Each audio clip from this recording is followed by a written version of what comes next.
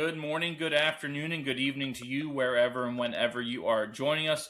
Welcome to our latest edition of What Caught My Eye, or WCME Sports. As always, I'm your host, the coach, Nick Vesci, joined by the boy, Stephen Vesci. What up? And the man, Stephen Comlow. Hello. Now, if you're new to our show, we like to think of ourselves as the sports show for sports fans about sports. We like to focus on what happens inside the lines of competition rather than any outside noise that doesn't really have to do with what happens on the field, pitch, ice, court. All that gobbledygook, etc. Right. Before we get into our top catch for the show, just a reminder to follow us on all of our social media. That's on X, Instagram, Facebook, Twitch, TikTok, Snapchat, and Threads at WCME_sports. Our episodes drop every Wednesday at noon on Spotify, YouTube, and iHeartRadio. And all that information can be found on our website, WCMEsports.com. Now, without further ado, we get into our top catch for the show. And for this show, we went with Super Bowl 60, contested between the New England Patriots and the Seattle Seahawks. What? Nothing. It's just a hell of a stumble there, buddy. Keep going. Contested? You kind of tripped over those first four letters, but it's fine. We're moving on. We're on to the Super Bowl. At least I didn't. Was Robert Flores' shitty field? Is that? Yeah. Is that Roflo? He got mixed up between Shea Stadium and City Field. City Field, because it was the first year that City Field existed. Now we take you back to Shitty Field for the bottom of the seventh. Which is completely understandable, but also hilarious. We saw that in live in Teddy's basement. And yes, we did. Thank God he had TiVo, because we rewound that shit like 8 times, so he couldn't believe it. We love you, Roflo.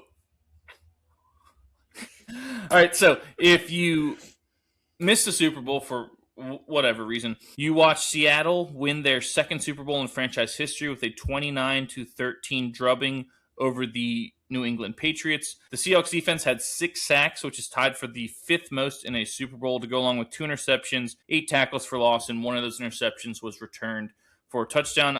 You know, who knows how many fantasy points that defense would have gotten you. I'm sure that's an easy way to look that up, but that would have won you any week in fantasy football. Head coach Mike Macdonald, at age 38, is the 3rd youngest head coach to win a Super Bowl, behind only Sean McVay and Mike Tomlin, who were each 36. Kenneth Walker III had the most rush yards in a Super Bowl and became the first running back to win Super Bowl MVP since Terrell Davis in Super Bowl 32. So for clarification's sake, Kenneth Walker didn't have the most rush yards ever. Just since Terrell Davis's show in Super Bowl 32, no other running back has had as many rush yards as Kenneth Walker III had, and no other running back had won Super Bowl MVP like he did in that game. Seattle kicker Jason Myers also set a Super Bowl record with 5 field goals, which is, you know, a very unsung stat there.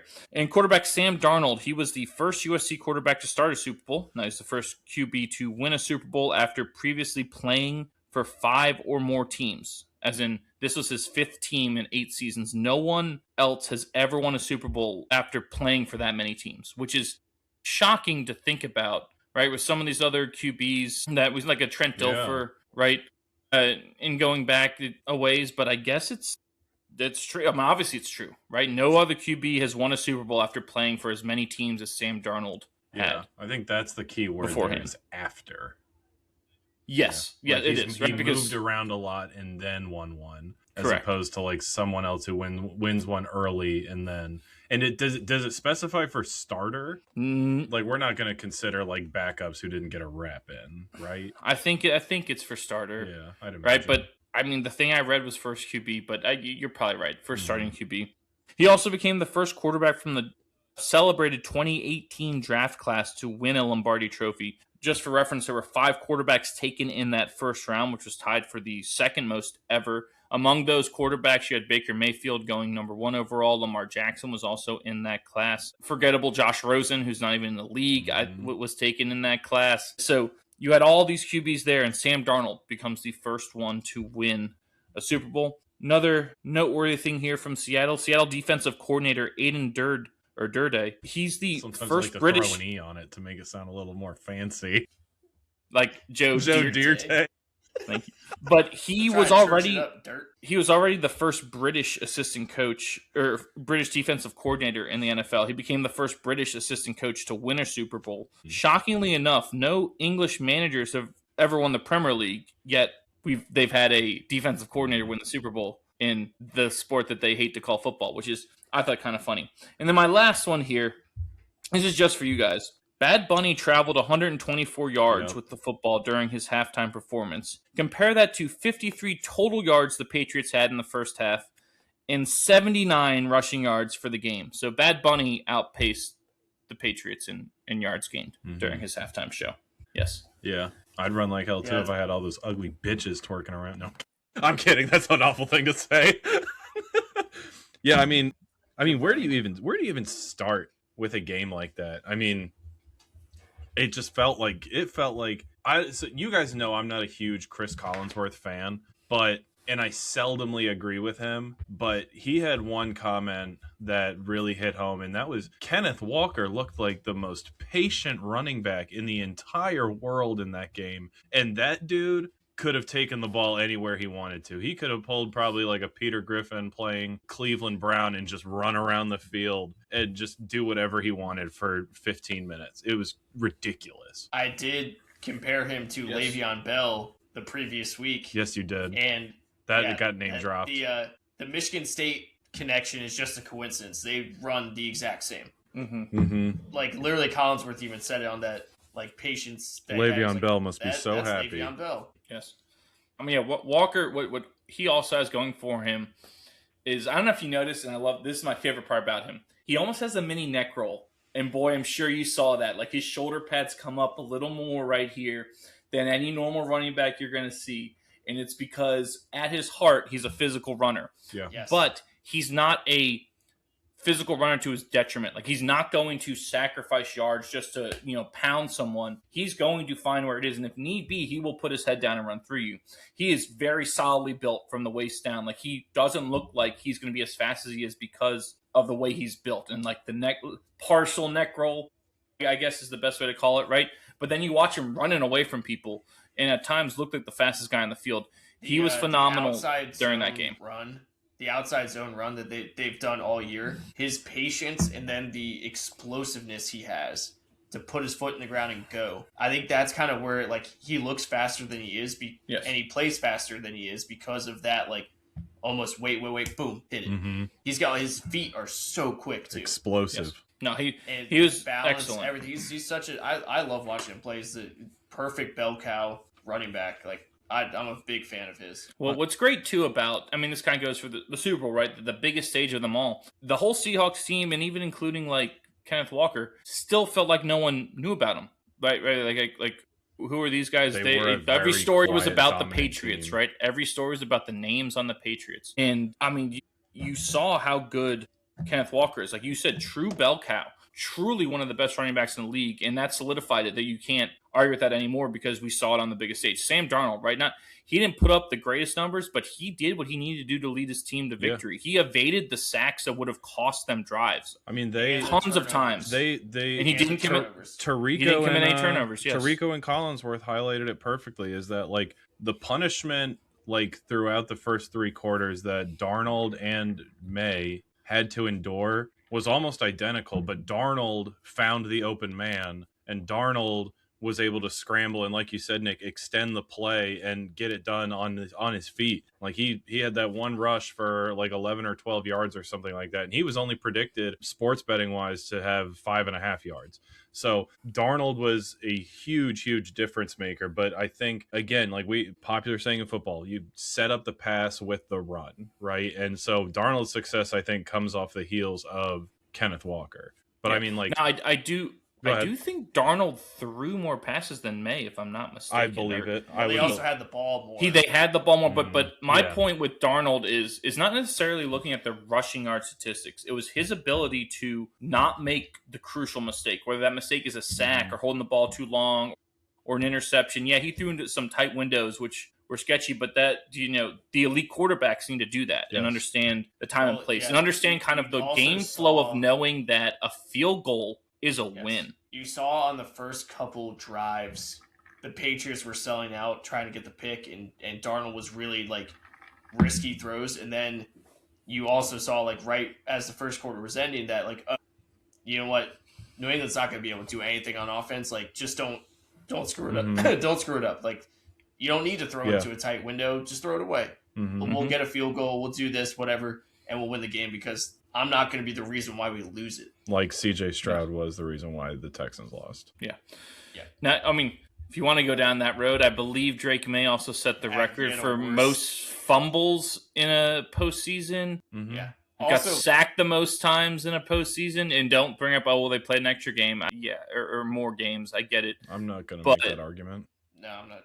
But, yes, I think those are telling. What I was going to say, speaking of the turnovers, I believe Seattle is the first team to go through the entire postseason without any turnover. That's pretty cool. I mean, like Nick said too, like they were a very quiet force to be reckoned with. Like I didn't know going into that game that their defense only allows on average 17 points a game or something stupid like that, which is a crazy stat that is wild to hear. It's almost like when we were talking about the Canadiens back last year for playoffs, like that's a wild statistic to hear about a defense. Like going into the Super Bowl, holy shit. When they play in the toughest division. Yes. Think about it, right?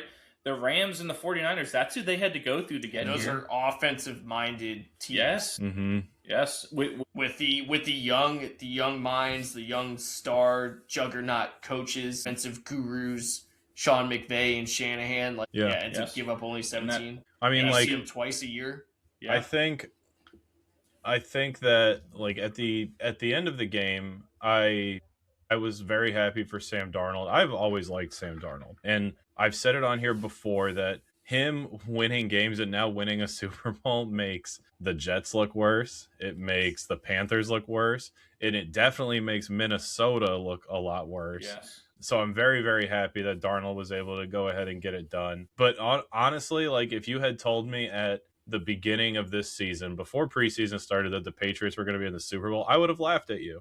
I would have laughed. I would have said not this year, maybe next year, right? Like it's an insane turnaround. It's good to have the boys back in the Super Bowl, and I think they'll probably be better this next year. I mean, it was a surprise. I was very happy for it. After seeing the success that they had, I had them penciled in for the AFC Championship game. And who's to say that a healthy Bo Nix doesn't make that game a little different in Denver? But or whatever, no blizzard conditions. Or like just absolute whiteout conditions in the second half only. But yeah, was it the most entertaining game? No. People will probably compare it to when the Patriots played the Rams, and it was very like ticky-tacky. But I mean, I had fun, right? At the end of the day, like I think whether your team's in the Super Bowl or not, I think the pageantry of Super Bowl Sunday can make the day just as enjoyable. Like you guys know, I'm a very big Patriots fan. At the end of the game, I wasn't upset.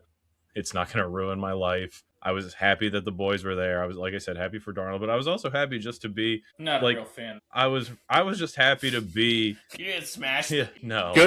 Tell that to Goodwill Duncan. Yeah, Goodwill Duncan was a great commercial. Shout out best one. All the sitcom actors that were in that. That was incredible. Even Jaleel White, holy cow. But they got him for cheap. I just think the pageantry of Super Bowl Sunday is also something to be said. Like I ate some insanely good food at the Super Bowl party I was at, and the beers, I had one left over, Tall Miller, and there was Patriot themed Jello shots, there was Seahawk themed Jello shots. Shout out Danny and Patrick Runyon, thanks for having us over. But yeah, I just think that like regardless of where you are, you can find a way to enjoy it regardless of what's happening in the game, right? So I will say, to your point, almost, I love playing devil's advocate, but I'm not actually playing devil's advocate here. Okay. What I'm saying is, to the naked eye and to some other people, like you brought up, it felt kind of like some people may think it was a clunky game, right? Yes.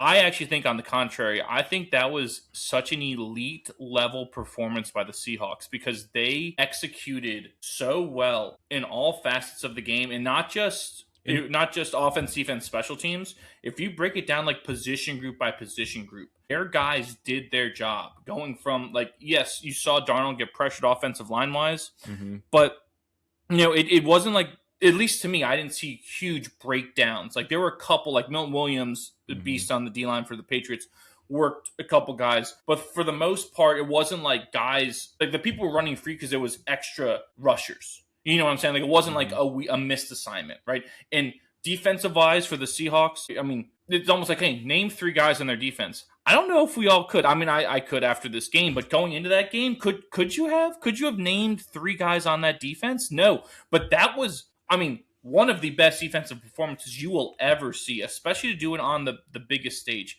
The DeMarcus Lawrence elite, like all the Cowboys news was like this whole year, all the Micah Parsons this, Micah Parsons that. Well, you know what? If they had signed DeMarcus Lawrence and kept him, I don't want to say it makes Micah Parsons expendable, but the hurt of letting him go and getting Kenny Clark back and all the stuff you got back for him doesn't hurt as bad because you saw DeMarcus Lawrence solidify himself as an elite edge rusher in this league. Derek Hall, I mean, when I saw the story again about when he was born, I think 23 weeks premature with no heartbeat, 1% chance to live, and he made it here, right? I remember that when he was getting drafted, but I slipped to anonymity almost, right? But that guy was fantastic. Murphy was fantastic. I want to shout out Riley Mills from Notre Dame on the D-line, who had, I thought, the best sack of the game when he literally pushed the right guard and grabbed him over the top and took him down. Like that, when you have a sack like that, that is pure dominance, and it's pure effort too. Yeah, Riley Mills, a lot of people don't remember because of Notre Dame's playoff run last year. He got hurt either in like the first game of that playoff or right before it started. And I remember when I saw him go down, because he's a beast, obviously, as we showed or saw, that might come back to haunt them. And who knows what would have happened if they still had Riley Mills during that run. He was their best D lineman, right? So that's a huge loss, especially when you're playing Ohio State in the championship. But even Julian Love, another Notre Dame guy, fantastic. Whoever number 42 was, the little linebacker, gave me shades of Ben Messina. Truly, just weaving his way in and out of stuff, making plays in the backfield, and then getting up like no big deal. Like that defense executed so well in every way, again, on all 3 levels. That was as great a performance you can get. And so to me, that wasn't boring, because sometimes when it's low scoring or choppy, you have bad offense, right? And I'm sure you guys could have all these criticisms of New England's offense, which I'm sure are valid. Like I don't remember them ever trying to chip any of these DNs or put extra blockers back there for. No, I would like to play devil's advocate that to was you. Elite. Okay, I would like to play devil's advocate to you like you always do. Okay. Because I think that reminded me almost of Oregon, Texas Tech, where it was Texas Tech decided they don't know how to play football anymore. That's what I saw in the New England's offense is they don't know how to play football anymore. Collinsworth even said they're getting beat on the same blitz constantly, and that was in the second half. Josh McDaniels, that almost felt like he forgot to look over there and realize that's a 23-year-old Drake May and not 35-year-old Tom Brady. That's what it felt like to me. Like where Patriots are just dropping back and sending these routes out and going, Drake okay, May Tom, wasn't like breaking pick the them apart. Pocket. I mean, Tom, they weren't pick them doing apart. He couldn't because of and it's like, oh wait, integrity. that's Drake May with 2 rookies on the left side of the line, and he's 23 years old in his second year. That's not the veteran Tom Brady out there. But that light never clicked already on. Won 4 Super Bowls or whatever. Like that to me, I didn't understand why the game plan, because the first drive you're running the football a little bit. And those are scripted plays, right? Exactly, and I don't know why you didn't keep that same formation group, keep the fullback in there. Let's go grind it out and keep help your left side of the line, help Drake May here. You clearly saw that he was struggling, he was flinching. Every one of those guys were flinching. I mean, there's a NFL films mic'd up of Love, the safety for Seattle, and he's talking to his DB groups, and he goes, he's like, he's a rookie, he's playing like a young quarterback out there. He's dropping back, and he's not hitting that back foot and letting it go. He's hitching. He's giving a one hitch. He's like, Stafford was letting it rip. He's like, he's hitching a second. He's like, we're gonna get one. And Love literally did in the second half. Now, like, could you? For mine. Now, could you say, boy? And again, I think all the points you made are fair. Could you say though also that it's Mike McDonald outcoached them with scheme and play, because he's the play caller too on defense. I think Collinsworth said he's the first. It looked like the head Seattle coach who's a defensive play caller to win the Super Bowl. I think is what Collinsworth said. 100% he did. I'm just shocked that Josh McDaniels, who has been in the Super Bowl many times, who's been one of the best offense coordinators of the last 15 years, I'm just shocked that he didn't have adjustments made. The second half, I was expecting something. Or at least the second quarter. I was expecting check down screens or something, but it was just the same stuff over and over again. Screen is a good point, Kamlo. Did they ever I don't think run I a saw it. screen? They I don't ran think I saw one to one. Ramondre Stevenson in the second quarter, and he got like 8 or 9 yards out of it. But true screen, not a check down. No, it was a check. It It was a check down. It was a hot read off of a blitz. Yeah, the jet sweep to Travion Henderson that got a good, quick, like 7 yards. Like there were some things to do creatively that I know Josh McDaniels has. It was like they lost their identity coming into that game. Like you didn't see, they didn't set up anything to let like Drake May read the defense and break the pocket and go. Yeah, like exactly. Break the pocket. The run wasn't established. The slot, like for some reason they kept having Booty as a slot receiver, which all season he's been our deep threat. And like, so you saw multiple times where he goes out, cuts across the middle, and Drake May would just like, he'd be getting pressured, so he would let an absolute missile go, hit Booty in the hands, but like that's not where he's been all season. He's always been the deep threat, the guy with reliable hands on the sky ball that he can track over his shoulder. I mean, it just felt like everything was all mixed up. It felt like things were mixed up and that they didn't do their homework. Well, I'm glad you said like get May moving. Like the Seattle's rush lanes and the way they were blitzing didn't allow Drake May to break the pocket too much, and that's credit to Seattle's defense. Do something play call wise. Correct. That's where I was super disappointed with what the Patriots did offensively. Is I was very disappointed with the play calling and helping out May and the left side of your line. And the best way to help him out is to run the football too. Mm-hmm. And then you can set up a play action, roll him out, do some sprint right, get him going, get him a little bit easier things to kind of get you going, and maybe that backs Seattle off a bit. But I mean, Seattle was able to blitz and get pressure every time they blitzed. They were able to rush forward and stay in their lanes and just push back the pocket. Like, that's a credit to Seattle, absolutely. But there was also the play calling bothered me. I still think Seattle wins that game. Yes, right? They're the better team, but 100%. You know who Seattle, like watching that and then watching the guys talk after the game, it reminded me of what we saw in Indiana. The production over potential, right? How many of those Indiana guys coming into the playoff could you have named on the team, right? You knew Signetti and you knew Mendoza, but they're just the tip of the iceberg, right? And the way that Seattle played, it just felt to me so much of that, like you said, Boyd, the collective group, this is the best team, right? This was Legion of Boom 2.0. I love the dark side. Is that what they call the defense? The dark side, but which is almost better, if not better, than Legion of Boom. Like that is an unbelievable name. Did you see the graphic that went along with it where they were all lined up by the Space Needle? Oh, it was incredible. It was awesome, but you know, it felt very Indiana to me, right? Some of the whole is always going to be better than the individual, and almost like a kind of screw you to everyone, like Signetti, right? None of us thought anything of the Seahawks. I mean, I didn't. Coming into the playoffs, did you think that they were still going to win the Super Bowl, even though they had been statistically the best team all year? They were still an afterthought. I was like, oh, that's a nice story, right? No one thought anything of it the same way that Indiana, no one thought of it. But it's because of the lack of individual, right? Their best story was that they had Sam Darnold. Yeah. But they didn't have, and we don't want to forget Jackson Smith and Jigba, Offensive Player of the Year. We don't want to forget about him, but he's also pretty quiet. Like when you listen to all these guys talk, none of them said me, or I. Every single one of them, from Darnold to Kenneth Walker to Julian Love, every single one of them, to McDonald, every single one of them was about other people, which is a very similar mindset of what we saw with Signetti's group. None of it was about any of them. Nothing in that Miami-Indiana game was about Fernando Mendoza to Fernando Mendoza. All right. Same thing in this Super Bowl. Nothing about this game was about Sam Darnold or about any individual player. It was about the team winning. And so when they, asked them the question, all of them deflected immediately. They just won the biggest game of their entire lives. Some of them put up some of the greatest performances of their lives, and their first instinct was to deflect to their teammates. And to me, that's telling. Like that, this is proof of concept. Signetti was proof of concept. This is proof of concept that is real. Like that's how you succeed in life, in business. It's a really good point, Nick. It's how you succeed in sports. Is that mindset? And yeah, ESPN doesn't want to promote it because it doesn't make them money. Yeah. But you know who used to promote it was ESPN. And what formed people's thoughts and mindsets in the way they looked at sports and life in general was from how they put it. And we're now seeing essentially the Seahawks and the Indiana Hoosiers buck the ESPN trend and say, we don't care what you're doing. This is just noise. It's noise, right? All the stuff you're doing is to promote a business. It's no longer about sport. It's about It's about business for them.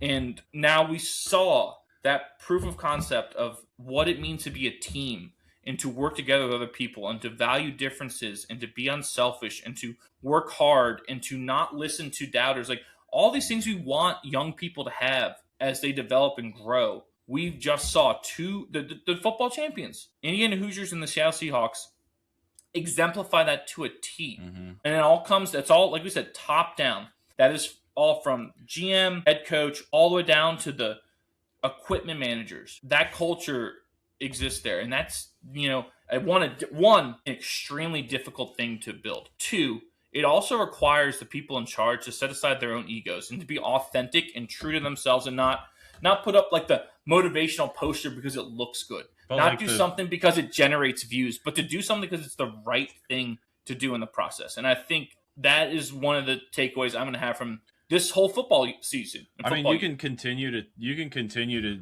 take away from it because we're at this point 2 days removed from the Super Bowl, from Seattle winning. And if you were to scroll down like the sports section of Google News, Apple News, whatever news app you use, and just like filter it to just football, you're not going to see anything about Seattle because that team first total embodiment of it, like you're talking about, Nick, that proof of concept isn't marketable. It's not clickbaity. It doesn't generate stuff. And it doesn't. No, it doesn't. It's not, because I'm telling you this as I'm scrolling down. The first football article you see is teams that could make a run at Max Crosby. Max Crosby says he doesn't want to play for the Raiders. Max Crosby tells Tom Brady to go fuck himself. Clint Kubiak talks about Max Crosby. Hey, Max, get in line. You know what I mean? And then after that, it's Drake May discusses Super Bowl loss. 3 sequences to a Super Bowl loss.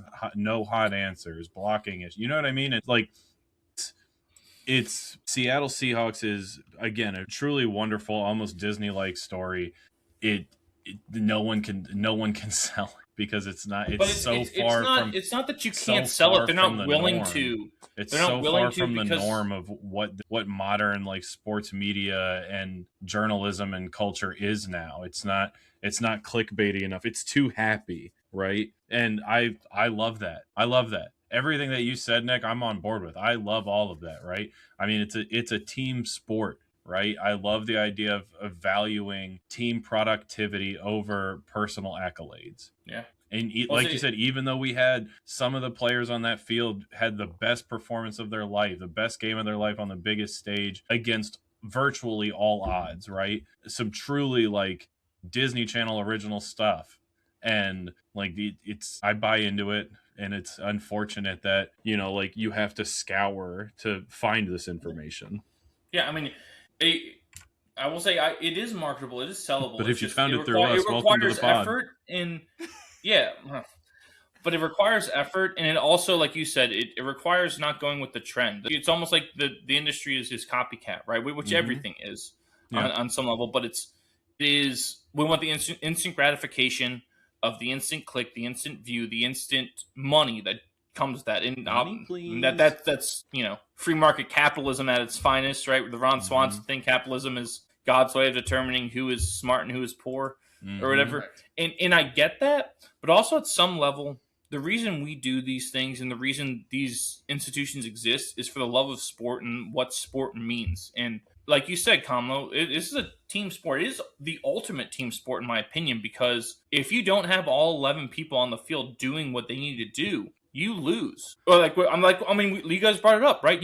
We said before the show, Morgan Moses from UVA played pretty well in that game. Probably the only, outside maybe Bradbury, Moses outplayed him. Probably the only offensive lineman for the Patriots that played any well at all, right?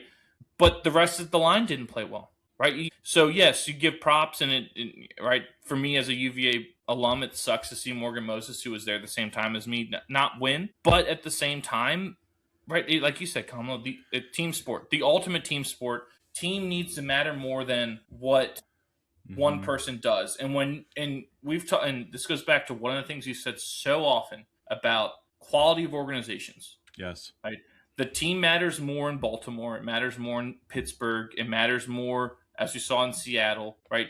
It matters more in all of these places where you continuously win. And yes, obviously, I know Pittsburgh and Baltimore fell short of expectations. They've lost their coaches, yada, yada, yada. But you can't argue with the track record of what those two coaches did. No. Right?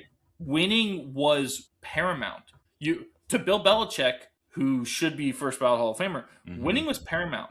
We talked about so often how he knew certain guys, like a value chart, essentially. Like knowing that this guy here is not worth X amount of money, but will garner that. Watching if he produces, his, it's not worth defensive players. Yes. It was Lawyer Malloy, Ty Law, Asante Samuel, Rodney Harrison, William, all of those guys. Richard Seymour had to go off Richard to Seymour, Oakland, right? William McGinnis, did he have? All I'm of not sure them. about him, but Vince I actually don't know. eventually, Vince Wilfork went to Houston, right? Yeah. Yes. Yeah. All Chandler Jones. Yes. All of them, right? Van Noy, I think, is gone, and all sorts of different people. You're right, boy. Because winning was paramount. It wasn't about the individual. And guys who, I'm sure there were guys didn't like that. They wanted to stay on the Patriots, but all of those guys are grateful for what Belichick gave them and did for them and what they were able to accomplish. Like all those guys who have rings because of the fact that winning was paramount. And that can't be lost. And if it is lost, then you jeopardize really the true integrity of the game. And yes, people will say the true enemy to that right now is the sports betting scandals. And I get that. But really, the true enemy to the integrity of the game is when you start purposefully doing things to not win. As in, winning isn't first and foremost. Business and money is. And so the gambling stuff falls right into that category. What I'm saying is it's an umbrella, right? It's an umbrella of things that you're choosing to do. And these organizations that win, that's why it seems like the same organizations are in these championship games all the time. Yep. Chiefs, Patriots. Attitude reflects leadership. Yes. Captain. Thank you. Mm-hmm. Now, the last thing I do want to say before we move on from the Super Bowl, I want to highlight Michael Dixon, the punter for the Seahawks. What a freaking beast. All right, a former Aussie Rules football player. And if you wanted to know why, it's almost essential that you get an Aussie Rules football player as a punter, he just showed you in that game. Outside of Kenneth Walker, you could argue he was second in line for MVP of that Super Bowl. Surely should have been, right? He was so good. Unreal good, right?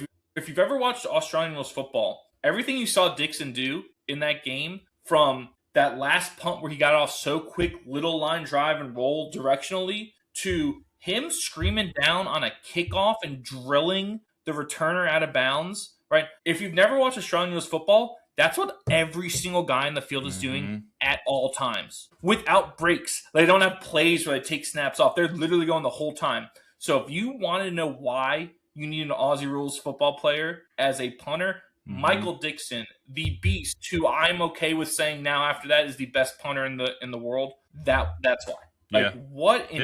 His performance was great, especially in a game where he wasn't really called on that much, but he was still able to produce, either pinning the Patriots in really good field position for the Seahawks, and then obviously coming up with that just bone crushing hit was awesome. That was so good. But yeah, Nick, you're right. And then the energy that guy had too. He's an Aussie Rules football player. Yeah, so good. Yeah, just some stats for him. 7 punts in total, averaged 47.9 yards a punt, 3 inside the 20, and I want to say 2 of those might have been inside the 5. Yes. One was definitely inside the 5. Yes. The others I think were inside the 10 at the least. Long of 55, and like you said, Kamala comes down and drills the dude on a kickoff and just gets up like it's nothing, right? That's the type of winning. That's winning culture, right? In the skill set, that punt at the end, I almost yelled. It was that awesome because, again, if you've ever watched an Aussie Rules football game, that is the exact kick, essentially, they do the entire game. On the run, quick, pressure in your face, low, so it's catchable because you want the guy to catch in Aussie Rules football, at a target, right? And have it kind of roll a little and stop. Was everything. That was at least just so cool to me to see. Yeah. Him do that, and again, on the biggest stage in the world for it. Anything else before we move on? Nope. Ricky Martin looks ridiculously phenomenal. His skin's the color of mocha. But he's like in impeccable He's shape. living la vida loca. Oh yeah, that was kind of cool to see Ricky Martin, to see like just and his skin's the color of mocha. Ageless wonder. See, Ronald Acuna Jr. was down there. Yeah, too, by the way, boy. He was chilling on the porch with Pedro Pascal. Yes, he was. And that couple actually got married. Yeah, that was a legit wedding. Legit wedding. Because they invited Bad Bunny to their wedding, and he said, "I'll do you one better. Come to my show, and I'll have you get married." The star power was impeccable. If you looked, you saw him, because Cardi B was out there, Pedro Pascal, Acuna Jr., obviously Gaga and Ricky Martin, Jessica Alba was there. Mm-hmm. And I think one last cool thing about the halftime show was all the vendors and stuff, real vendors. Like, you know how he was kind of walking around, you saw like the coconut cart, you saw the drink cart, you saw the taco cart. Those are all actual vendors that he invited from like New York City, LA, San Fran, like all the major cities. And even some of the billboards that were up were like billboards from actual businesses too. It's pretty cool. Really? I thought it was a good halftime show. I enjoyed it. I enjoyed it. I like Bad Bunny. The pageantry, you completely undersold it. Yes. It was what it kind of felt like. The like you're watching the costumes. Wow. You're so unbelievable. I just got one question for you. Mamma Mia or Jersey Boys? So believable. It wasn't good. It was fantastic. Completely undersold it. Yes, it was great. Good Super Bowl. Like you said, Kamala, everything about the Super Bowl is great. Now, I will say next year the Super Bowl falls on Valentine's Day. Ooh. And the Monday is President's Day. So we all get the day off next year. Triple date? Nope. What are you talking about? The three of us going to do triple date? Off. I don't get President's Day off. I get President's Day off. Burn some PTO, then you bum. Yeah. Yeah, I definitely could. Yeah. Yeah. Oh, man. Anything else before we wrap this up and move on? Nah, go ahead, Nick. All right, so it's going to take us to our 3 strikes. Kamlo, hit the button. Shit, I said go ahead and I didn't have the button. All right, here we go. All right, who wants to go first? Kamlo or the boy? I do. Stevie's been staring at his phone. He's like a dog the first day of pheasant season, just pulling at the chain. Yeah. I don't know how to respond to that. Anyway, I'll do a little college basketball, but I'm going to start with the women actually first. Oh. I'm going to start with West Virginia's team because I love to plug a little West Virginia in there no matter what. But I want to talk about West Virginia's coach. So West Virginia has 20-5 on the year, ranked 19th. But there's a stat here for West Virginia's coach, Mark Kellogg. He has one of the highest overall winning percentages over the course of his career. These stats include coaches with 10-plus Division I seasons. Gino Auriemma is number 1. Kim Mulkey is 2. Lisa Fortier is 3rd. Mark Kellogg is 4th. Dawn Staley is 5th. And Jeff Waltz is 6th. Okay. Wow. He has a higher winning percentage right now than Dawn Staley. That's incredible. That's incredible. Sorry. Dawn Staley from UVA. Thank you. Just to one up you. Thank you. Yeah, she has national championships. Kellogg does not yet, but I feel like the West Virginia women's team doesn't get enough respect nationally, or Mark Kellogg does nationally. And the Baylor coach, when they beat Baylor, she basically called West Virginia's team Stress Virginia. She said this is the toughest team we've played in the Big 12, and they play similar to like what Press Virginia used to be, like with Javon Carter and Daxter Miles, and JJ Quinterly graduated last year, but Jordan Harrison comes in. It was almost like that, like Javon Carter to Daxter Miles, like transition type thing. Like Jordan Harrison felt like now she's like Daxter Miles and is playing this way. They love stressing you out, basically forcing turnovers. I think they forced like close to 70 turnovers in the last 2 games, which is like insane.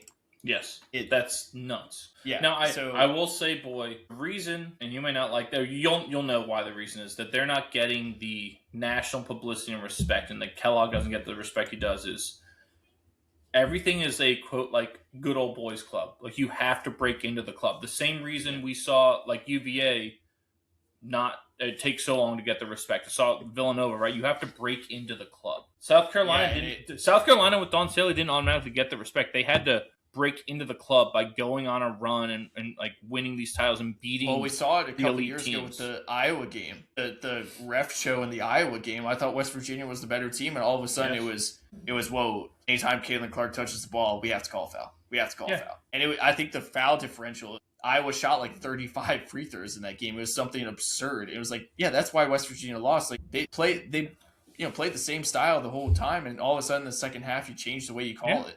So it was just like, and look at the AP ranking. They beat Duke with 4 people. It's an awesome game. And awesome they're ranked, win. I think, 8 spots behind Duke. Like that's, and I think they have one more loss than Duke does. Like to me, I don't understand that. I don't like it. Keep winning, and eventually, I guess you'll break through. Exactly. Actually West Virginia has one less loss than Duke does. Duke is 18-6. West Virginia is 20-5. They beat Duke with 4 people. Yeah. And they're 8 spots behind them. Again, you have to. Unfortunately, I mean, we saw with Indiana, right? Until Indiana did what they did this year, they were still going to be disrespected. Make sure no one can take it from you. Exactly. I want to see a home game in Morgantown, a host like regional, right? Because the first top 4 seeds get to host the first 2 rounds, right? In the women's game. If you're a top 4 seed, you get to host. West Virginia has not hosted. They're good enough to. And I would like them to get the respect and at least host a regional or whatever it's called. Yeah. No, I mean, again, it is kind of disappointing, but even the draws that they give these schools, right? Duke is always going to get the easiest draw in the NCAA tournament. Always. Okay, right? Those blue bloods, like, they always have things they can fall back on. Well, this metric and that metric. We're here to tell you that's bullshit. It's about, the fact that if Duke is playing in the Sweet 16, it's generating more revenue for them than if Dayton is playing in the Sweet 16. Right. Yep. So everything you said is 100% valid, but at the end of the day, they just have to keep winning and focus on what they can control. And when they break through, then they'll be able to reap the fruits of their labor. Yep. Anyway, so I have one more thing for college basketball. We'll move to the men's side. Kansas beating Arizona leaves one undefeated team left, and it's Miami of Ohio. Woo! The Fighting Wally Zerbiaks, Ben Roethlisberger's, and Adam Ron Harper, I think, might have went there. Really? Yes. Do you know Adam Eaton went there? Did he really? Adam Eaton went? That's interesting. And who's the president? Is it William Henry Harrison or Benjamin Harrison? One of the Harrisons went there. I think it's Benjamin Harrison. Yeah, fighting Benjis. Yep. That's all I've got for college basketball. That's incredible. I like it. Well, what's Miami ranked, by the way? Of Ohio. Excuse me. Miami of Ohio, I believe, is like 21. Where are the Billikens? 23. Miami of Ohio is 23. St. Louis is 18. St. Louis, I just want to say, they're really good. Kareem Abdul-Jabbar, Robbie Avila. Yes, Kareem Abdul-Jabbar, yep. Isn't the coach there, too, is the old Indiana State coach? Like, he followed him there to St. Louis, Avila did. I have to think so. But, yeah, that's a really good team. Just to throw that out there. All right, Comlo, hit the button.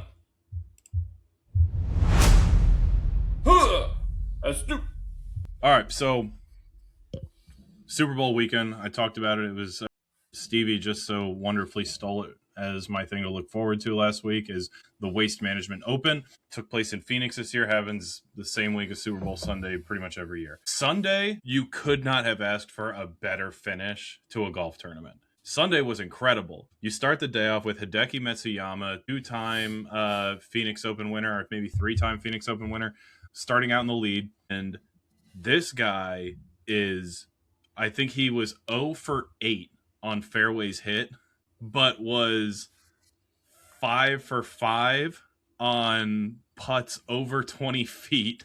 And he was not just par saves. He was drilling like 20, 24 footers for birdies to keep moving up the leaderboard. So Hideki was in the last group, and he has the benefit of seeing everyone kind of coming up and what everyone's doing. So Hideki Matsuyama solo first. Scotty Scheffler starts surging up the leaderboard. Scotty Scheffler starts putting marks all over his scorecard, starts climbing his way back up. Scotty Scheffler ends up finishing at minus 15. It's not quite enough unless people ahead of him start messing up big time. At around the time Scotty finished his round, you had Michael Thorbjornsen overtake Hideki.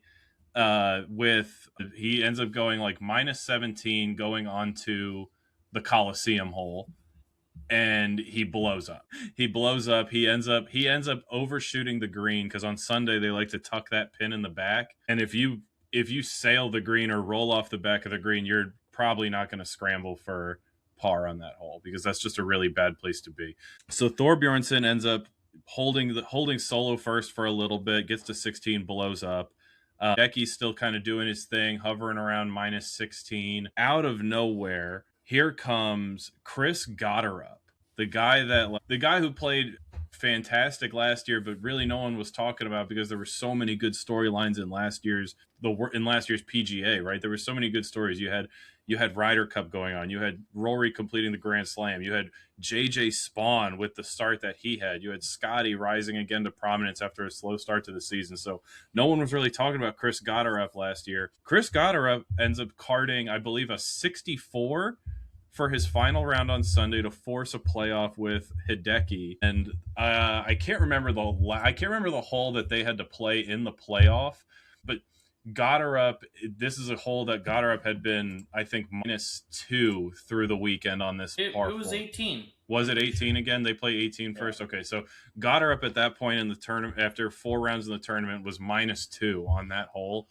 Hideki ends up finishing the hole first, scores a par, and Gotterup drains a 27-footer for birdie to lock in the win. It was an incredible finish. I mean, all the storylines were there. And if you want to just be nitpicky, I think a lot of people would say, well, a lot of people sit this event out because it's not for them, right? Rory never plays Phoenix Open. Justin Rose didn't play Phoenix Open. But man, oh man, I was so locked in Sunday that I almost didn't want to leave to go to the Super Bowl party when I did because the tournament was just so good. And I was just so happy watching it. I couldn't look away. But that was so much fun. And then just to kind of sprinkle one more little bit of golf news in there, we saw the first ever hole-in-one in TGL history. I saw that. Big boy Neil Shipley, the Alabama golfer, the golfer from Alabama, drained the first ever hole-in-one in TGL history, and that was incredible. So that was really cool to see. He plays on the Bay Club with Min Woo, the chef, and I can't remember who the other guys on that team are, but man, that was so cool to see as well. Just a nice little wedge shot. I think it was like 110 yards. Super cool to see. But yeah, what a weekend for golf. Right, yeah. Oh, that thing ripped back, dude. He wasn't sure if it was on the green, and that thing bounced once, checked up, and ripped back to the hole. That was so much fun. Yeah, what a great weekend for golf, man. I'm so pumped on all things golf this year. I can't wait. This is gonna be the year I break. I'm gonna break 90 this year. Anyways, yeah, that's what I got. I'm super happy about that. I think I've done it twice. I've done it once.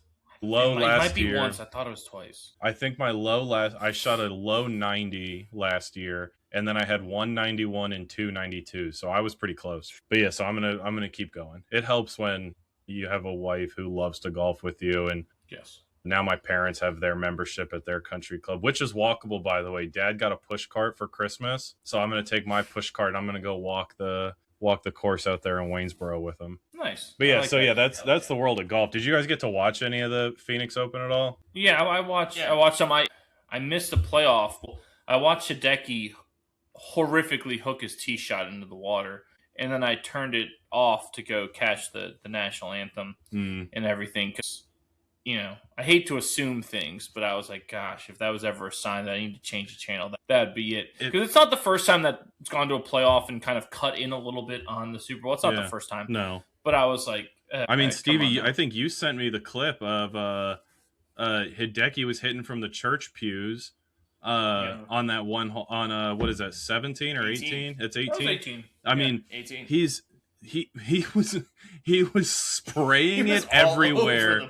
He was spraying it all over the place off the tee, but somehow was able to scramble and recover and then drain putts. It just didn't feel like it was sustainable throughout that last round, but God damn it was. And did you see? I think this was the first time we saw this in televised golf, where you go to his shot on 18. Did you see how they had the projected landing area for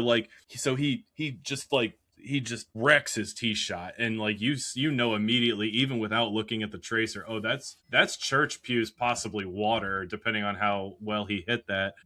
But I noticed that when they went to like the drone view, if you were to look over at the church pews, they had like a big red circle where it looked like the probable landing area was going to be. I think that's the first time we've ever seen that. That's crazy. What a time to be alive. It's pretty sweet. Yeah, it is. But yeah, I the church pews and then the shot out of the church pews, and it was like, oh boy, this is not good. But I will say the Scotty Scheffler comeback kept me locked into that. Oh yeah, because you knew he was like where Jaws. The hell is he coming from? He was like Jaws. He was just lurking. He was just lurking out there the whole time. I didn't see what he ended up carding for his final round, but he had to have gone 64, so low. I think. Was it a 64? I think it was 64. So he shot what Goddard shot. So that's incredible. But yeah, Scotty surged out of nowhere. But yeah, it was pretty cool to see kind of Hideki playing with the lead, Goddard surging, Scheffler surging. Thorbjornsen, who I guess led the PGA last year in greens and regulation. So that was kind of cool to see him shoot up there for a little bit, only to, miss the green on 16. He got booed so hard. 16, like you're in like the second to last group, you're in the lead, and you guard a bogey that ends up just being the start of your demise to just thunderous boos. What an event, man. Such a good event. What an incredible event. Yeah. Anyways, that's what I got. I was so happy with the golf world this weekend. I like it. All right, you ready to ring them up? Hit the button. Here we go. That's 3. So I'm going to turn our attention to the Olympics in the world of curling, right, in the mixed doubles. Mixed doubles is so cool. One man, one woman. Way different than normally like these set teams where it's 4 people and they throw a lot of different stones. But Team USA, mixed doubles. And they advanced to the finals for the first time ever. Mm-hmm. The Team USA has ever gotten there. They knocked off the defending champion Italian team in the semis. The team of Corey Dropkin and Corey Tise, they won 9-8 in walk-off fashion against the Italians as Tise's final stone of the match knocked Team Italy's stones far enough away while also placing her shot close enough to the button, which is the center, to give the U.S. 2 points and the win. So literally, essentially a walk-off 2-run home run is what we saw. It's incredible. Progressed Team USA to take on Team Sweden, who's the 2022 bronze medalist after they upset the number 1 seed there, Great Britain, in their semifinals. Now, that final happened earlier today. This is Tuesday as we're recording it. And the Swedish team, which is made up of the Vrana brother-sister duo, so, siblings Will out Arnett, there. Amy Poehler. Basically, yes. They delivered a walk-off win of their own to take gold. A walk-off takeout. They took out the 2 American stones in the 8th and final end after the U.S. scored 2 points in the 7th end. Gave the Swedes, I believe it was a 6-5 victory. I want to say the Ranas are the first brother-sister duo to win that. There's been husband and wife duos win it, but I don't think there's ever been a brother-sister duo win it. And even with the loss, it's, I believe, the first time the U.S. has medaled in the mixed doubles curling discipline with getting that silver medal. So the team, the Coreys, they played so well. They did as much as you could ask for as an American, as an Olympian in that competition. At the end, there's just, such a small margin for victory. You talk about that final match, that felt like one of those World Cup finals where the team, not that they're playing not to lose, but it's just, it's so tight, like a tight checking Stanley Cup final too. Like if you want to go that way, like it's just, everything is so tight. Everything matters so much. It's magnified so much. You don't want to make mistakes. And at the end, like these slight, matters of like inches, centimeters was the difference between gold and silver. And, you have to be proud of the way that they acquitted themselves in this competition. I believe the Swede, the Coreys, Rana sister, mm-hmm. her like accuracy on her throws or whatever. When Isabella. There you go. Thank you. Her accuracy was 97%. Yeah. So she was just dialed in. She said that takeout, the walk-off takeout to clinch gold was, she said it was the perfect shot. The perfect shot for it. I mean, there was a lot of history to be made because I do believe the female Corey on the U.S. team is the first. Tise. Yeah, Tise. She's the first U.S. woman to medal in curling. Oh, really? Yeah. So that's kind of cool. I mean, there's Disney storylines all over this, but it really is cool, and I just love the explosion of curling as a sport, and like how like it's truly become it grows in popularity exponentially after every Olympics, because the U.S. has been pretty formidable in curling over the years, which is incredible. The more I watch it, the more, like, especially that mixed doubles, the more I'm impressed with the athletes. Yeah, mixed doubles was such a cool event to watch. Especially because, right, like you look at some of, like, when it's the four men out there and they don't look like they're in that good of shape. But then you look at Corey Dropkin out there, sweating his ass off, full maximum effort every time, like, who's legit in very good shape, like taping his hand, like a real athlete to get, prevent the real athlete. Exactly. But that's my point, is that people look at these other outside things and go, oh, well, they're just this. The same way some uneducated people look at golf and go, oh, it's just what was the Happy Gilmore line? To be good at golf, you just need a fat ass, goofy pants and a fat ass. That's my neighbor, the accountant. Mm-hmm. Huge ass, right? That's the way a lot of people perceive curling. And obviously, the more you watch it, like you said, Kamlo and Stevie, the more you really, truly appreciate that. No, that's not the case. This is legit. Like, and if you didn't realize it yet, you realize it after you watch Dropkin and Tise out there giving everything. They had nothing left after that. And that was, again, as you can't ask for anything more from an Olympian representing your country. Yes. Yes, it's bittersweet. Obviously, watching it and you lose. I mean, you had a shot. Like you got walked off, right? It's rough, but man, you have nothing to be ashamed about. No, just to medal. The loss will sting, but man, what an incredible performance from our mixed doubles curling team.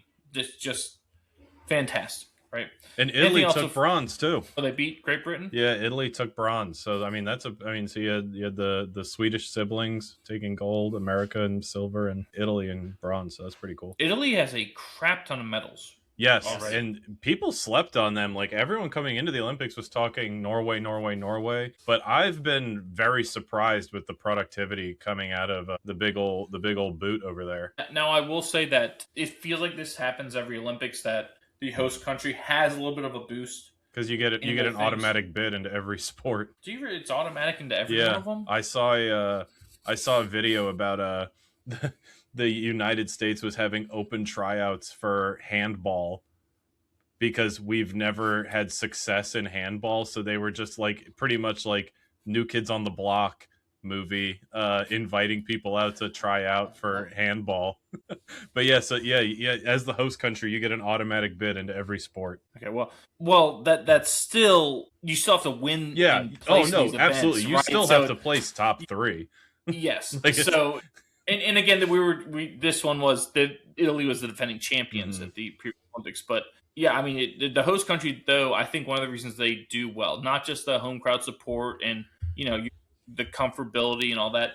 I think it's that the places you're playing at, the thing you're comfortable. Like, yes, you could say ice is the same, but it's not the same everywhere, right? No, like, it's not. The places that you are playing and doing these events at, in theory and practicality, I think, as the host country, your athletes have been on these surfaces in these places, whether it is summer or Olympics, or summer or winter, excuse me, more than the athletes from the other countries. So I think that actually has a pretty big impact.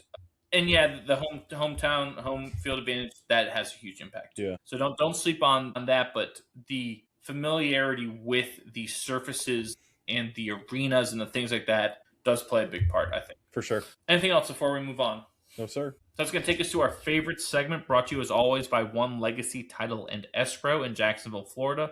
Follow them on Instagram at One Legacy Florida and visit them at onelegacyflorida.com to see how they can help you with your next house closing. One Legacy Title and Escrow, because your legacy matters. This week we went with our favorite Winter Olympic sports. Yeah. Now, the Winter Olympics have less sports or disciplines, whatever you want to call it, than the Summer Olympics, but there's still plenty. I mean, They're I exciting argue as shit too. Yeah, I like the Winter Olympics better.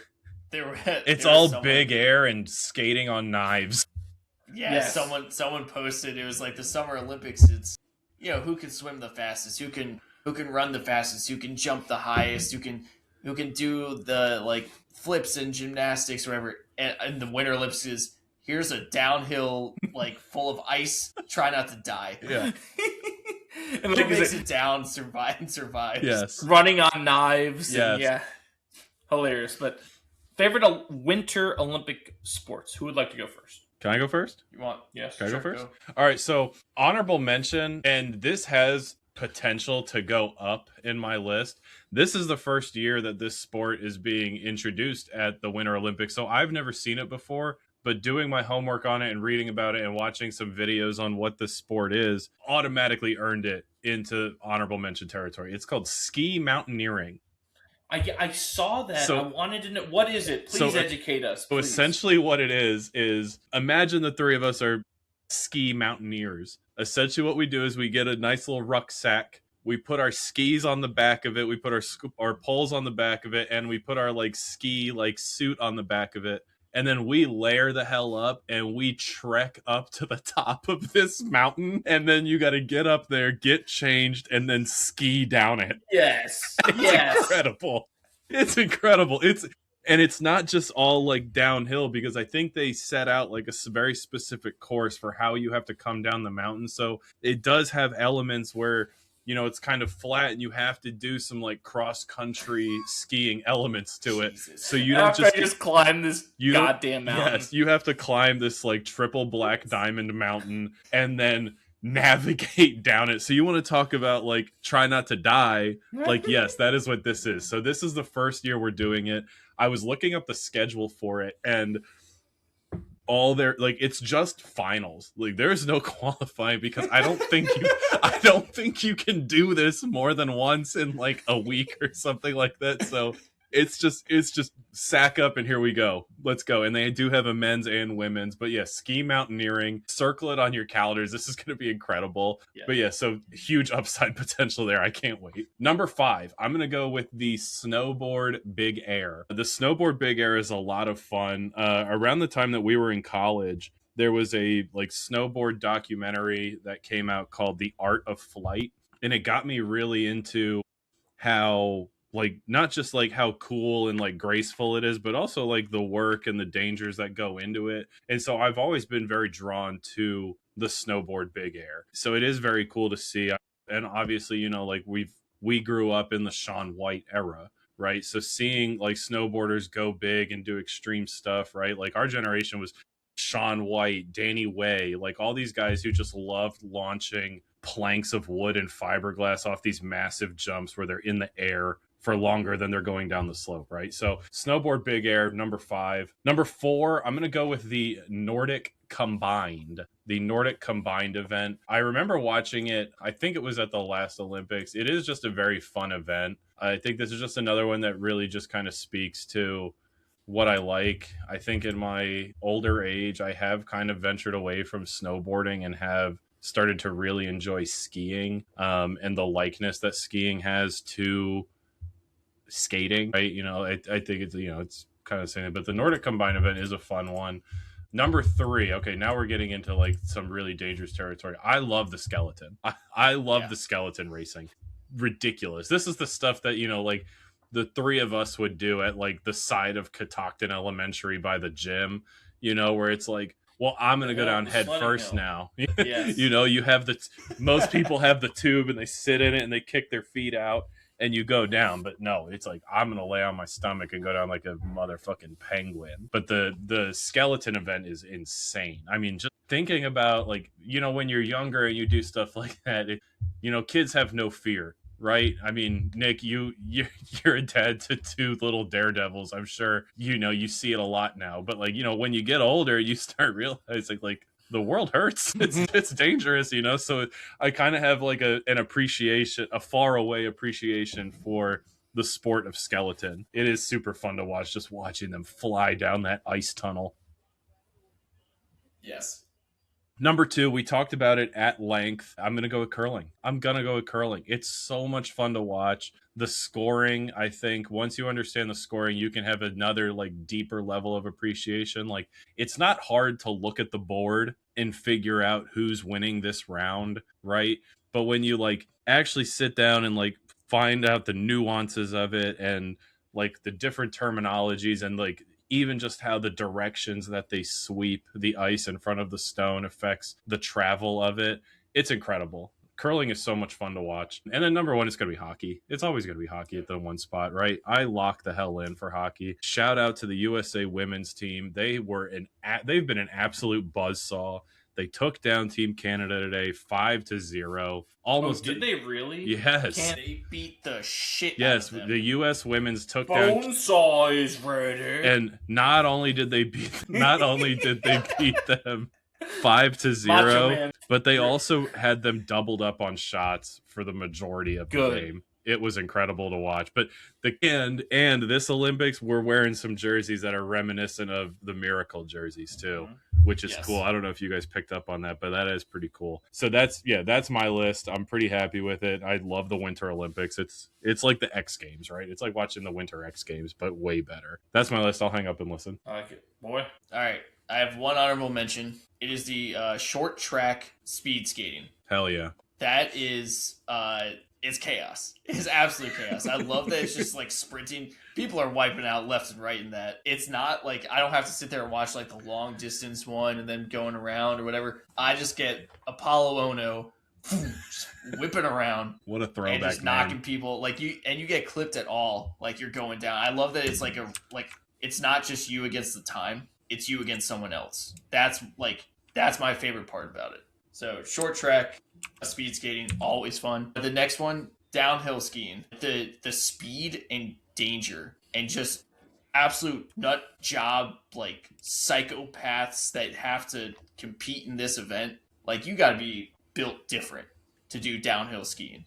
That is an insane sport. Way different. But some of the best views too, the drones that they're using to show these is just incredible. The course cutting through the Dolomites. What an awesome layout of the course. They're going, I think the women are going like 75 miles an hour at some points, and I think the men go 90. It's absolutely insane, the downhill skiing. So I have that in the 5 spot. The 4 spot, I'm with UConn with the skeleton. I also put / luge. I love the what's it called? The rink they use or whatever it is, the tunnel. Yes, it's terrifying. The sliding course. That's what it's called. The sliding course. That, I don't know why it's so aesthetically pleasing to me to watch those. It's also and to good watch to them hear just it too. slide through ice tunnel. I don't know, it's so cool. It's a really cool sport. It's fast. One little mess up and you're done. That's a great sport. Yeah, I will say, interject before you get there. My oldest son, obviously your nephew, Luca, we're watching that, and he loved luge. Loved it. Was like, and you talk about the course, he was so focusing on that. He's like, are they inside? What is this building? Is that like a parking garage? Like, are those vents? Or whatever, and I was like, it was all about it. He's like, look how fast they're going. Wow. Maybe he'll design one. He was all about the course and in that. He was asked to watch it. He literally was like, can you put that? He obviously doesn't understand. He probably can't even say luge, but he asked for me to put that on. I was like, sure, we'll watch this. That's incredible. These nut jobs going down 78 miles an hour. They hit are ridiculous. I was like, he was like, I was like, wow, they're going fast. I was like, that's as fast as we go in the car, like the max speed we go. And he was like, that's amazing. Little Knievel. Yeah. Maybe, get him to design. Thank God you don't have stairs in your house. Well, no. Have you seen the video of the youngest one going down the little roller coaster backwards? Backwards. It's incredible. With the most pure, joyous smile you could ever see. Not one of fear that he did it on accident. On purpose, I'm gonna go down this motherfucker backwards just for fun. Dude, and he did it all on his own too. He put the bike up there and mounted it backwards and just kind of like. If I go to help him, he loses his goddamn mind. Jesus. I'm like, I'm just picking you up to put you on here. No, let me. Jesus, like, you've fallen so many times and slammed your head. I'm just picking up, putting on here. I'm like, okay, you go. Have fun. Boys, he literally yells, "Wee, wee," as he goes down it. I'm like, okay. Oh, we know what he's doing back there. Yeah. That's good. That's your Moving on nephew's to- boy. Just Yep. just saying. Share the same bloodline. The next one, number 3, snowboard slalom. Nice. I think that's a sweet sport. These guys are literally like the specialized boards. I think they said you can't go out there and buy these boards. Like that's why there's like no U.S. competitors. Yeah, because that's the one where their boots are like suspended like an inch or so above the board, right? It's Really? the board's longer. It's a weird looking snowboard. Yeah, but it, you like pull this up, Combo. when they're cutting on it, the board's basically vertical. Like Really? it's like perpendicular into the ground. It's insane when they're cutting. Like it's like riding on the edge. Literally, I think that's a sweet sport. It's quick. You know exactly what you're watching. Is Right? that the sport boy where the drug kingpin that they just arrested from Canada, was that his sport? No idea. The guy, you guys don't know this? Don't give me that. What, you guys didn't see this? The guy, he was an No. Olympian for Canada in the '02 Olympics, and he was a snowboarder, like a slalom or racing guy, and he worked his way up in the Sinaloa cartel, the most notorious drug cartel. He was known as El Jefe. There's like 2 other nicknames for this dude. He This was guy was wanted Canadian? for what? This guy's Canadian? Yes. You didn't see this? It's insane. No. You talk about made for movie stuff. This is like Ozark, like, but almost Sounds crazier. Like Ozark. It literally, like, he ordered, I mean, not to get dark here, but like, the killings of witnesses and like crazy stuff. How'd you guys not see this? He was I an don't Olympic know. snowboarder. I guess we in were this. paying attention to the Olympics. So Yeah, sorry. Was it, was how, weeks What the ago. was fuck? I supposed to see this? I don't know. Ryan anyway, thanks something was his name. Yes, Canadian guy. Canadian. It's nuts. This is like crazy. The craziest story you will read after you watch this show is about whatever the hell his name is. Ryan something. All right. Incoming Netflix documentary. Anyway, moving on. All of the streaming services. I'm gonna go with Kamala here with in the 2 spot with curling. Again, the U.S. like ascension into curling has been so awesome and so fun to watch. That mixed doubles were fantastic. It feels like it's a mix of bocce meets shuffleboard on ice with like more like just like one extra layer built into it. That's kind of what I like about it. It feels like something you could do, and then you realize like the pros that do it are so good. Kind of like cornhole. Like that, kind of. I think it's more You're right, you could bocce-ish. beat pro cornhole guy. Net scoring is The what net I think scoring. Nick is referring Yeah, the net to. score. It's not But bocce's fully like net that, too. scoring, but it's kind of, yeah. Bocce it's closer to bocce in the sense that it's proximity based. And like Yes, horseshoes, I feel like is Horseshoes Yeah. and hand grenades, my friend. Horse grenades. Yep. But I like curling. It's fun. It's taken over. And then number 1, it's hockey. I feel like that's just going to be our number ones. It's kind of hard to beat that, especially after the 4 nations Yeah. that we saw last year. Like, I think everyone is so excited for hockey. And then our women's team just beating the hell out of everybody.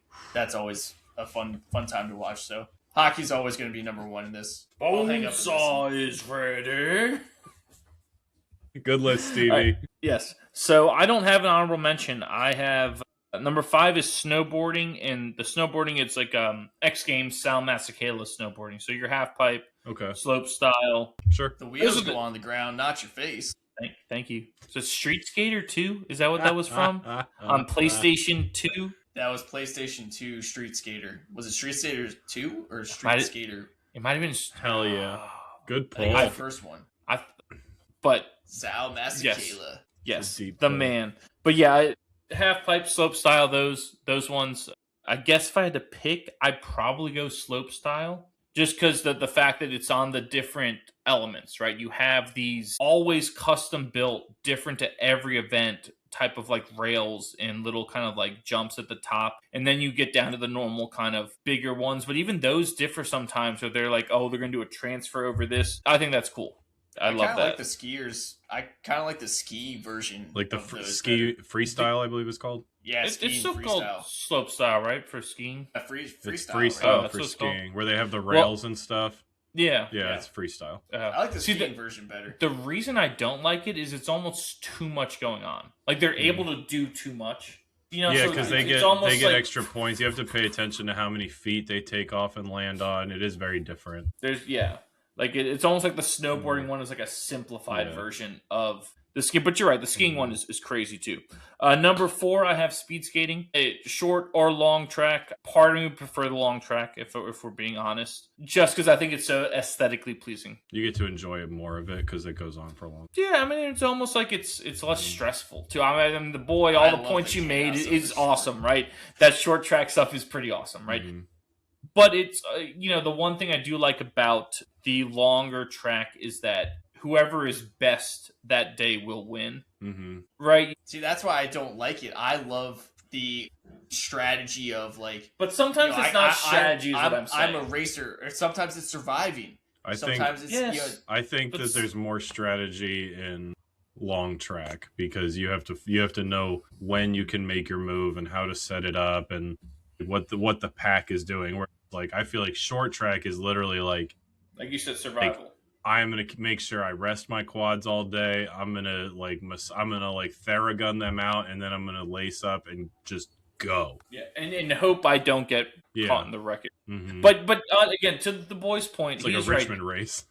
Yeah, part of it is the fun, right? Yeah, it's like talking a Talladega versus a Richmond race, right? Like there are, and both of them are fun to watch, right? They're both fun to see. But the long track one, the part I do like is that you eliminate the variables. Yes. Right? Like one of the reasons I love tennis is about that. The variables are eliminated. In the long track, the variables are gone. Right? It's all in your control. Yeah. There's no excuses, there's nothing, right?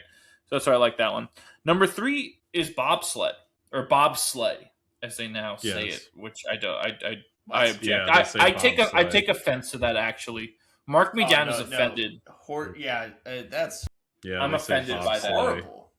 Yes. I don't know who chaired and seconded that motion, but it's dog shit. Yes. But bobsled I think is cool. Yes. I do.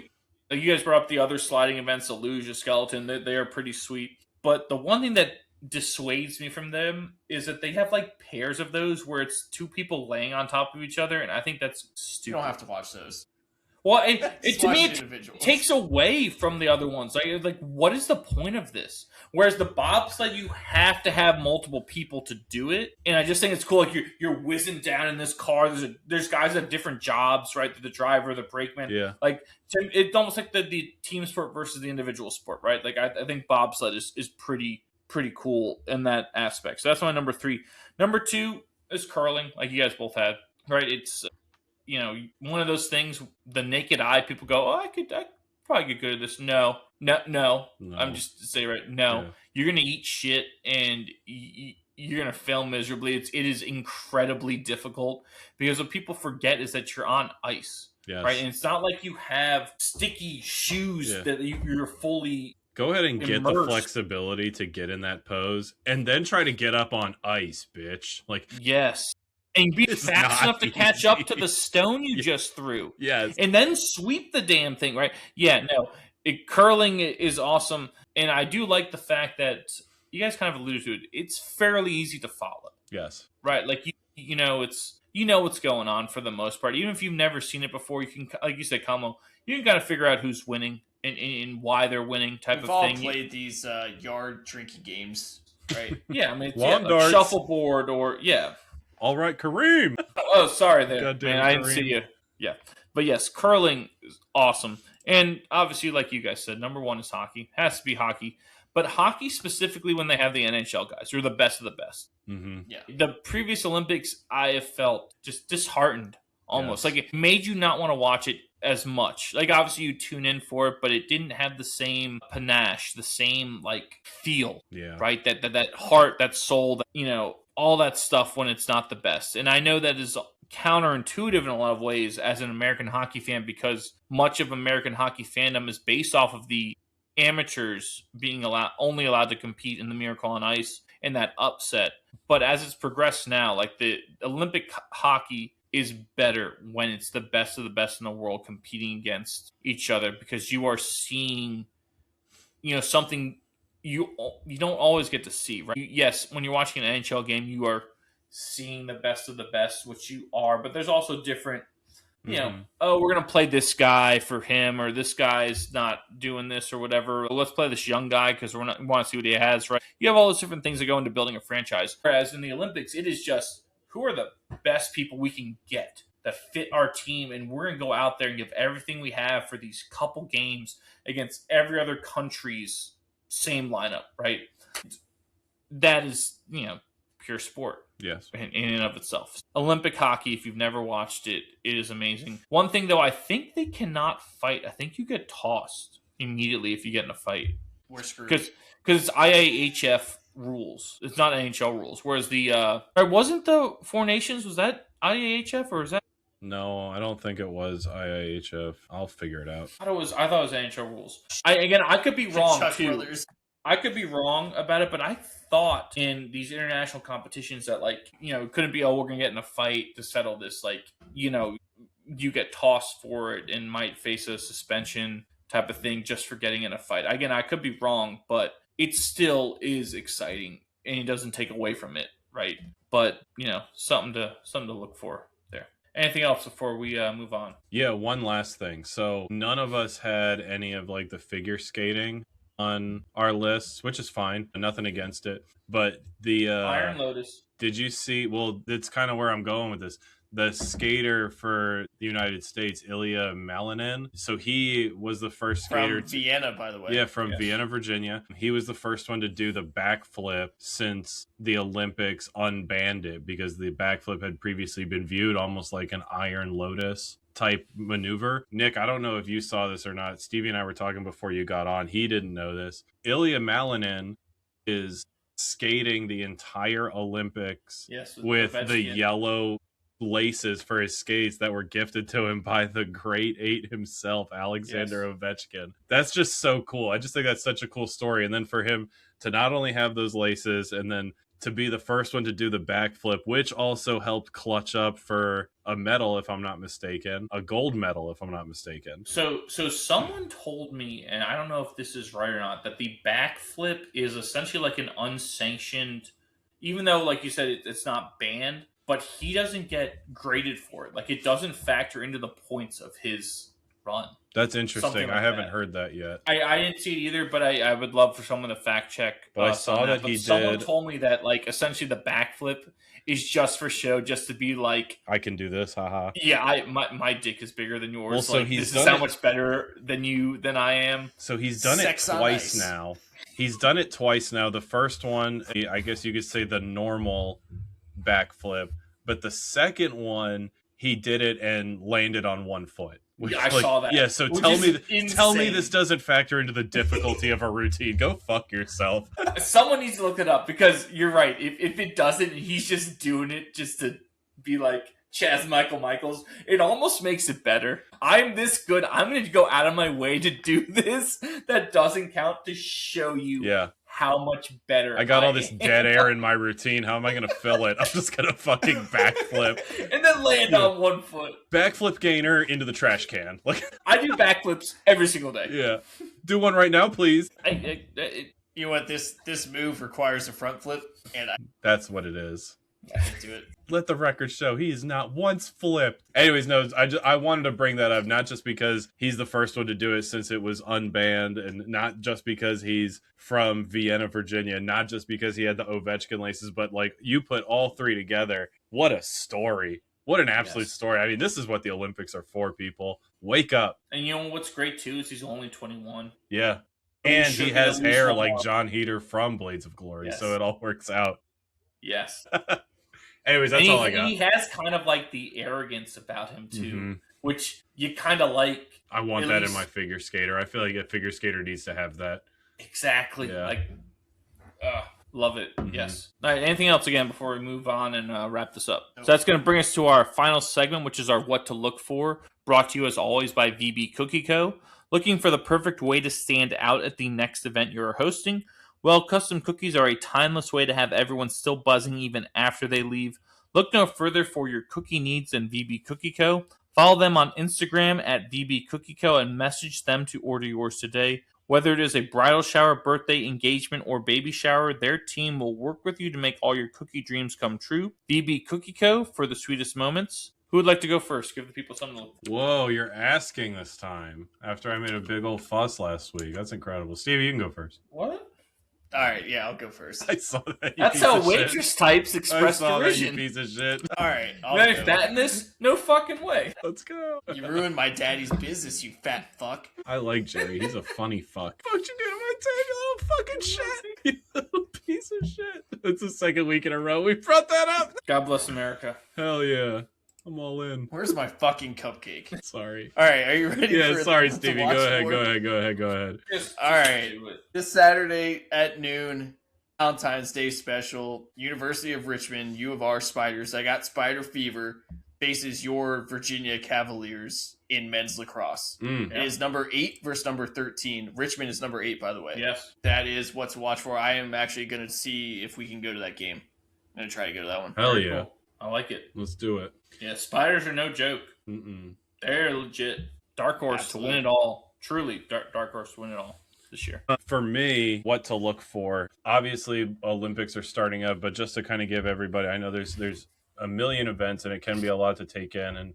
But for me, if you're going to circle something, 10:40 on February 12th, Eastern time. Thank you. Canada drops the puck in the first men's hockey round against Czechia. And Canada's roster, if you haven't looked at it, is crazy deep. It's insane. This is going to be the closest thing to the Sistine Chapel on ice. This is going to be a beautiful thing. This is going to be the embodiment of a beautiful game played by a beautiful team. This is going to be incredible. Yeah, so ice hockey starts tomorrow, and then obviously it's going to carry on through the Olympics. So circle that on your calendar. That's what you got to watch for. I do want to point out, not to be a dick, but Czechia, because what you said was close to Chechnya.